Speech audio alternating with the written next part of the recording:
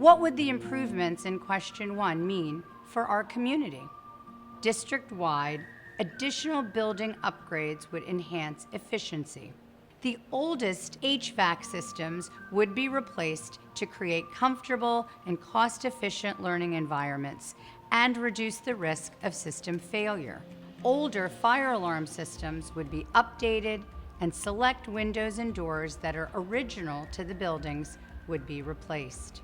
Roof leaks that disrupt instruction and pose a risk to our equipment and supplies would be resolved for good.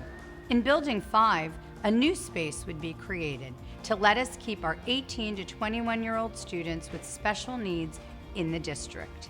This program would help support their growth and development toward independence.